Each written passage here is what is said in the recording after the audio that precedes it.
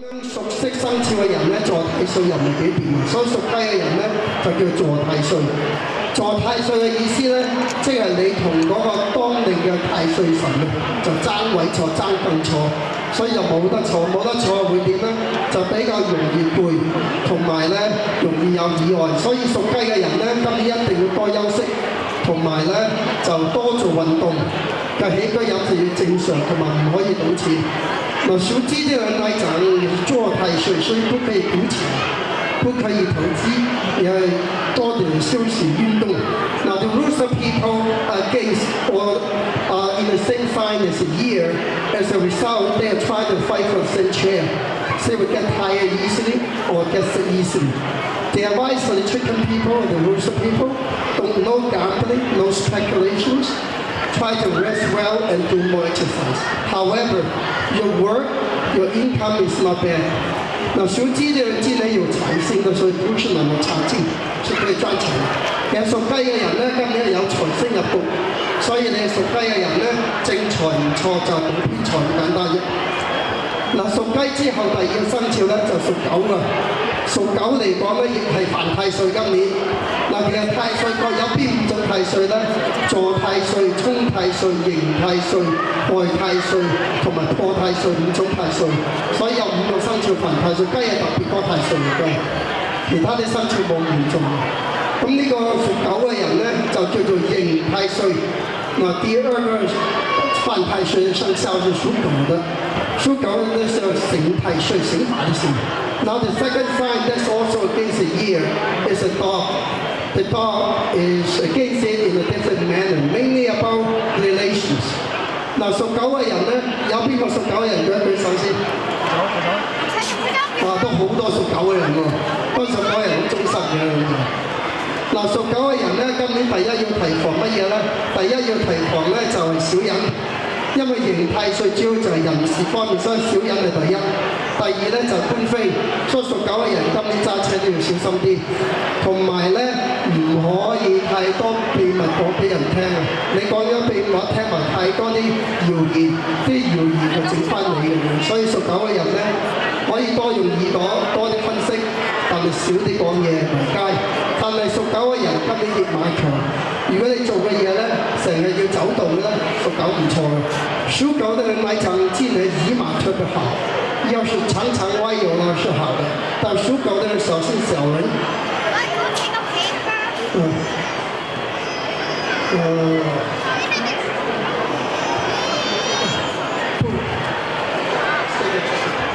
呢個問題有冇太早一陣？屬狗的人小心那個小人跟背後插刀的毛病。Now, the dog people should be more aware of being backstabbed by people, so don't overly trust people around you. Especially, don't volunteer information too easily. But also, don't listen to much gossip. But if you intend to travel a lot for your work, and if you're a dog, you should do quite well this year. 嗱，跟住嗰個生肖咧係屬豬，在座有冇屬豬嘅人？屬豬有4、7、5、9、7、1，屬豬。屬豬的人有沒有？屬豬的，哇，又有屬豬。Any poor people or piggies? No piggies. So I don't need to say the piggies in English. 嗱，屬豬嘅人咧，今年有咩特性咧？咁樣嗱，12生肖裏邊咧，就以屬豬嘅人咧，驛馬最強嘅第一驛馬嘅星。所以咧，如果你逢係驛馬而唔喐咧，你個財星出唔到。所以如果你屬豬嘅人想揾錢咧，越動越好，越多外出周圍走嘅，咁樣你要揾多啲錢。但屬豬嘅人咧就比較多口是是非啊，因為今年屬豬嘅人財星幾旺，揾到錢係有人妒忌，所以你揾到錢就唔好咁多聲講俾人聽，自己守住咁啊冇事，自己守住荷包先。嗱，屬豬的人來講呢，12生肖裏邊是驛馬最強的，常常有外遊，越洞察越多，但是非也比較多，口舌也比較多，所以呢要低調一點就是。那 the poor or pig people are the most traveling sign among all the 12 signs. They travel the most, so the more they move around, the more money they make. But they also get involved in a lot of controversies. So if you are born in year 4, keep quiet, just work, just make the money. 嗱，跟住嗰個生肖咧都係犯太歲嘅，就係老鼠。有冇老鼠嘅人？4607284，屬老鼠的。Any red people born in the red mouse nothing。12生肖裏邊咧，其實咧就有3個生肖到4個生肖同錢有關嘅。嗱，12生肖裏邊最富有邊個生肖你知唔知啊？一般嚟講，最富有2個生肖差唔多係平等嘅，就豬同埋雞。那12生肖裏邊呢，有2個生肖一般來講是比較有錢的，就是屬豬的跟屬雞的。這雞呢都是有錢的人收入。Now among the 12 signs, 2 signs stand out. Usually they do quite well financially. That's the pigs and the roosters.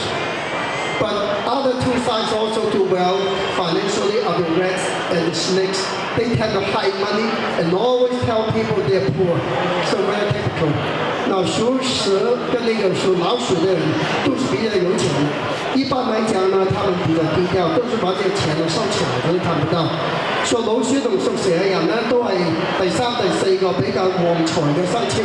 唔同嘅地方呢，佢哋係中意報窮，中意將啲錢收埋。咁樣今年呢個屬老鼠嘅人呢，就叫做破太歲。破太歲有咩唔妥呢？第一又容易有手術。或者咧容易有意外，所以你屬老鼠嘅人咧多啲注意身體，同埋咧揸車唔好咁冒險啊！但屬老鼠嘅人咧今年財星旺，但係咧亦都係同豬有啲似嘅，就係好蝕多。喺呢方面咧，你不如默默耕耘，俾心機揾錢少啲，講嘢穩陣啲。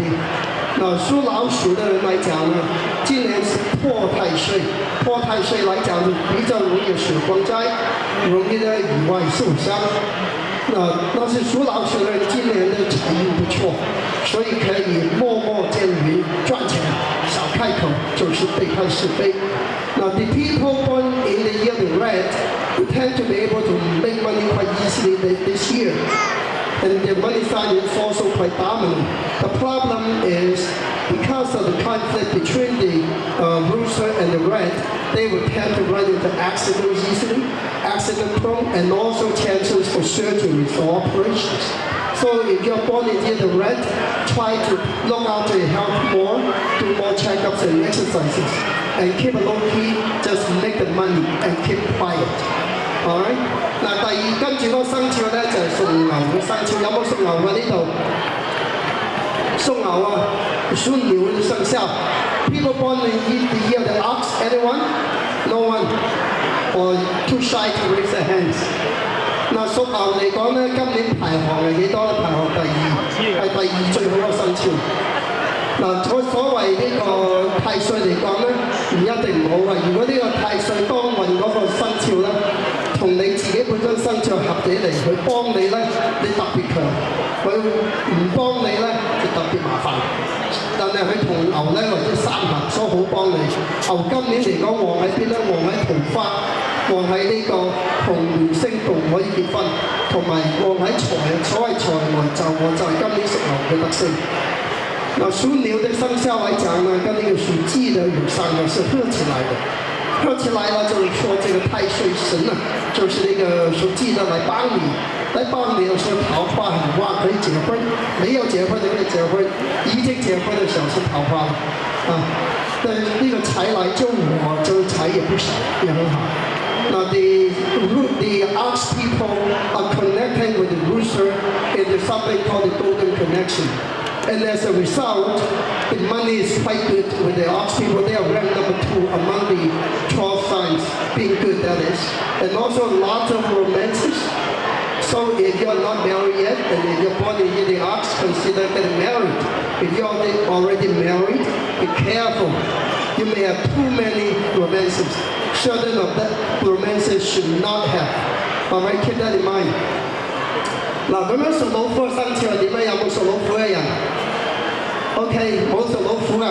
老虎係1938-5062-74年出世，有老虎喺後邊啊！有幾隻老虎喺呢度都。老虎嚟講咧，個性格嚟講有啲特性嘅，就比較好強啦，好認叻，好第一啦。但係咧又比較捱得心軟好強嘅老虎唔差其實。老虎今年嘅特性係乜嘢咧？特性在權。如果你要揾錢咧，一定要有權先有財，冇權冇財。同埋老虎嚟講咧，相對舊年呢個沖太歲咁唔掂嘅咧，今年好好多。所謂逢凶化吉，吉星就旺咁解。所以如果你屬老虎，今年想創業，可以去做。那这个属老虎的有没有？没有属老虎。老虎的人是一个比较强的生肖，生命力非常强。今年来讲呢，权力很大。他要赚钱呢，必须先有钱，有钱才有财，没钱就没财。所以属老虎的今年要是创业也是可以的。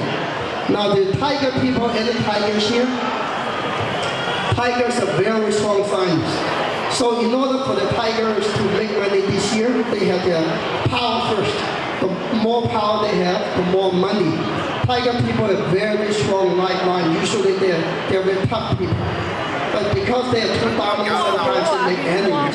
So if you're born in the year of tiger this year, don't worry, you do well, not like last year.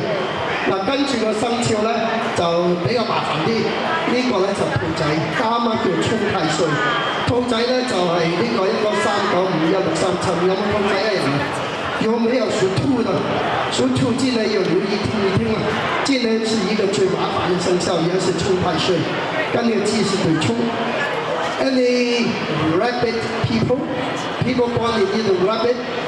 Rabbit people are against this year. Okay, so should you worry? Listen to what I have to say. Perhaps you'll get a couple of remedies before you go home tonight. 嗱，屬兔仔嘅人咧，就同我太歲神係對沖嘅。喺玄學上咧，我哋一句咧金石良言，就係太歲咧可坐不可沖。坐太歲唔死得人冇咁緊要，沖太歲就麻煩好多啦。嗱，咁樣呢個沖太歲點算咧？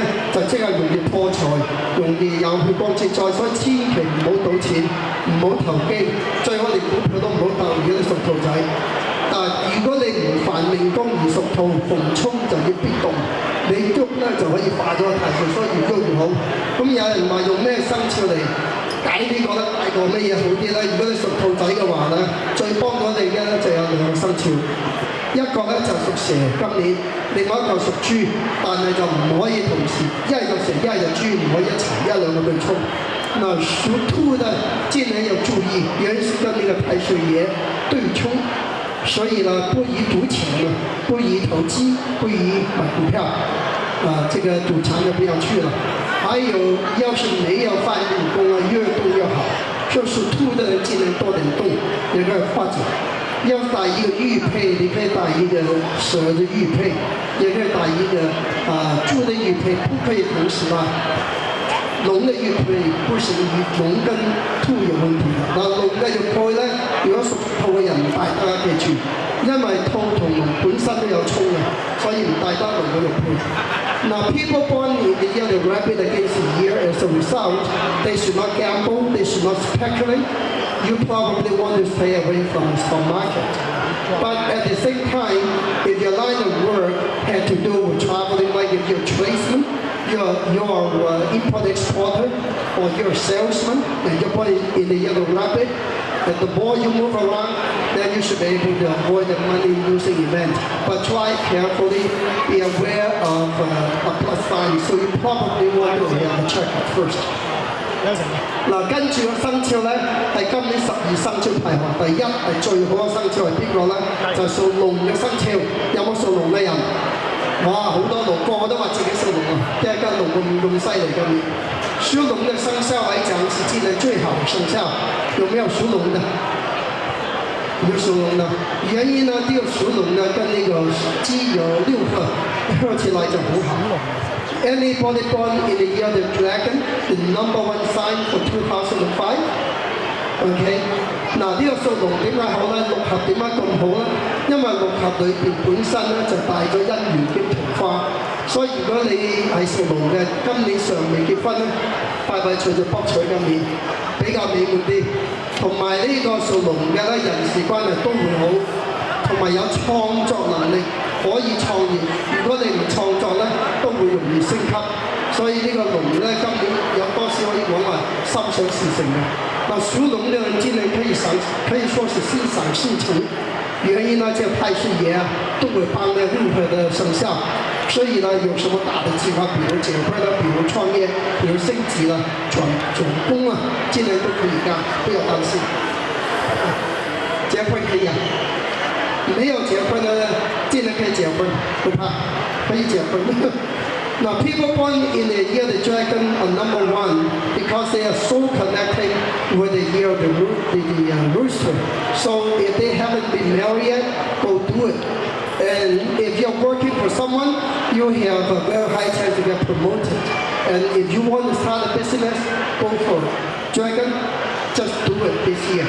嗱，跟住嗰個生肖咧，係今年排行第4嘅生肖，就係屬蛇嘅生肖。有冇屬蛇嘅人呢度？有沒有屬蛇的？今年排行第4，屬蛇的。Any snake people?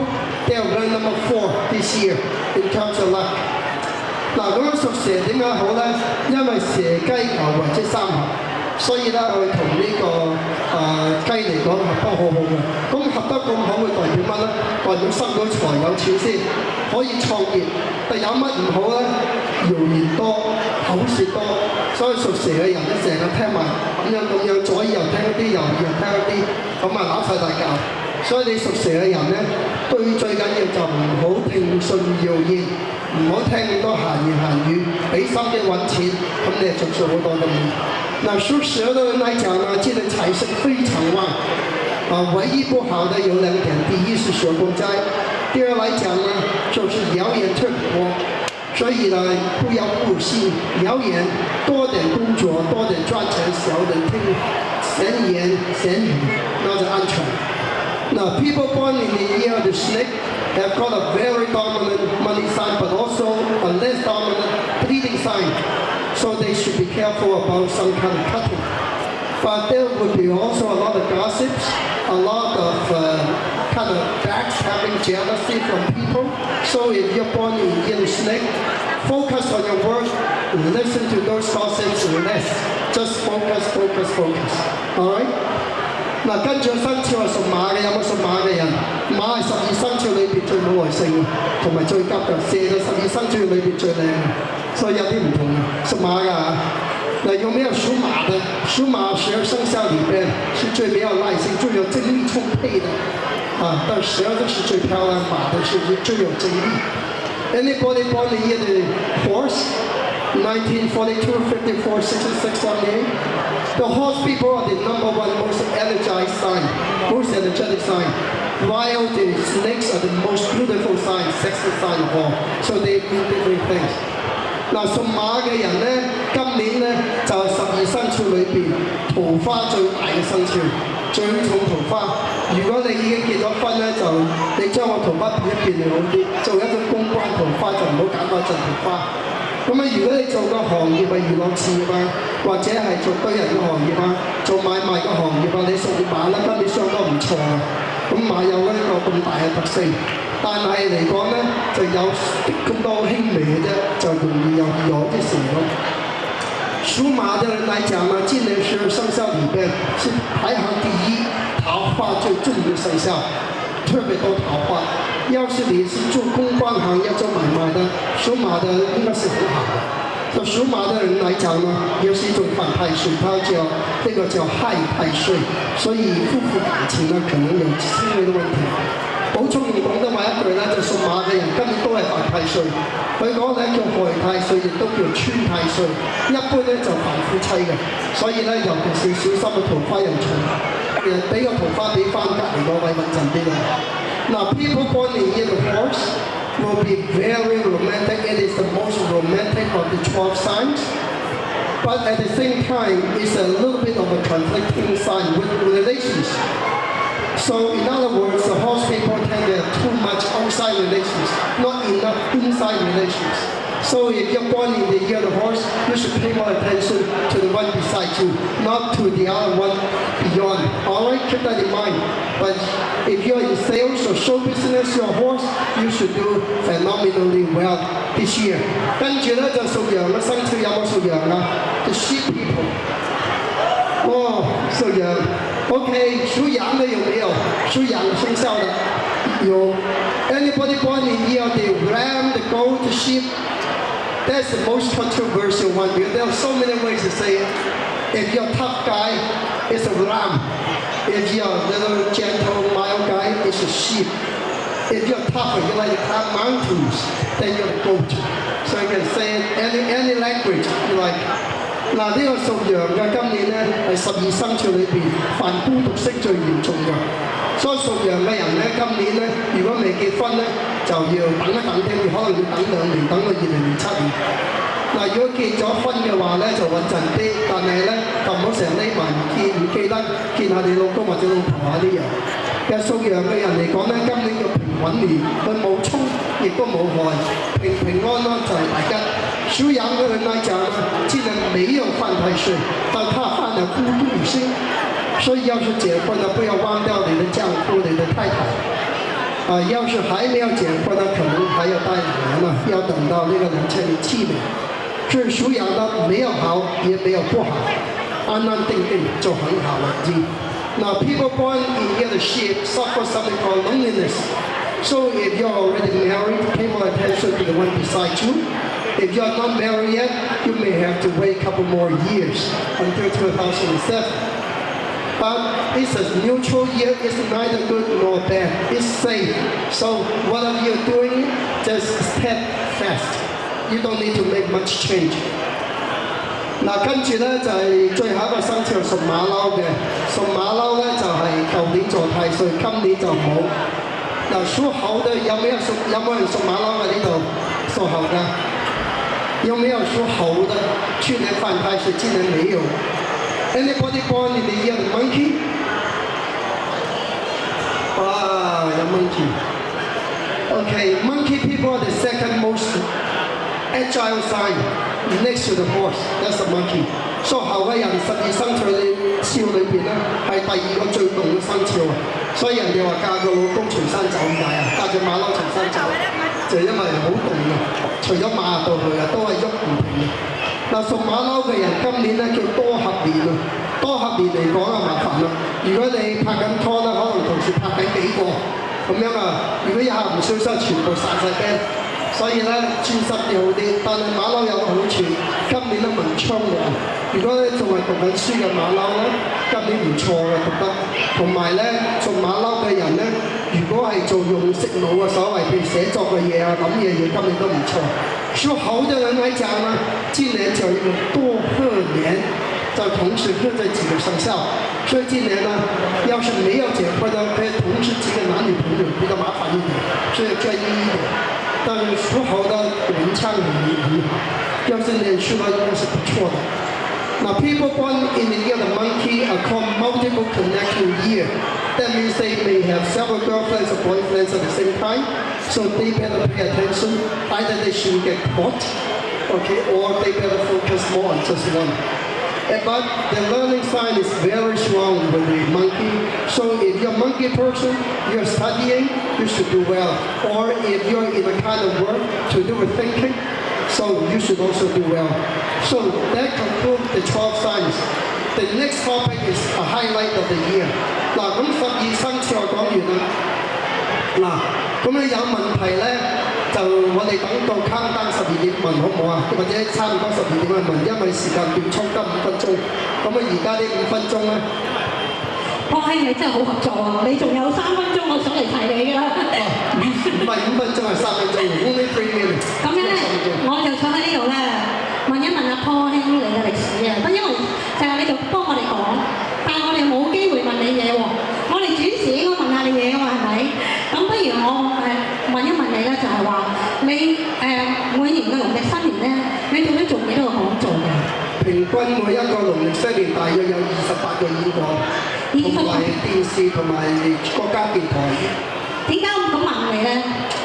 我揾啲仁兄咧，就好似佢揾我一樣難嘅，只不過我冇錢賺嘅。佢呢啲就唔係賺錢嘅，佢為人謀幸福嚟賺錢。但係我想揾佢，不過上台真係好辛苦，因為佢又揾唔到我又揾唔到佢。咁我想話俾你聽咧，就係話阿波兄咧，就我好細個已經識㗎啦。佢而家實在咧就係同好多嘅政治家啦，係咪？商家啦，同埋好多唔同嘅機構嘅範疇咧嚟做呢啲咁樣嘅演講。其實而家咧揾我嘅人就有58國家啦，咁我平均每一年年咧都會去10個國家睇風水畫說明。咁佢話我聽佢啱從北京翻嚟呢一次嘅講座咧，1萬蚊，我嚇得我當堂跌落唔係1萬，係1萬蚊一日。1萬蚊一日，咁我都好恐怖啦嘛。但係嗰大機構請我問法，呢度細個。咁我而家唔係嚟呢度同你賣廣告嘅，我問題問你咧就係話，如果我哋而家一陣間咧完咗12點咧，我同你係計1日喎，唔係計2日過嘅。咁我有咩問題想請問阿 Paul 嘅咧就？今日問嘢唔使錢嘅。今日問嘢唔使錢，我都唔好排到4點鐘喎，我哋要收檔。同埋我有一個宗旨㗎，如果環境唔好走投無路嚟揾我係1個仙都唔會收嘅，你俾我都唔緊要嘅。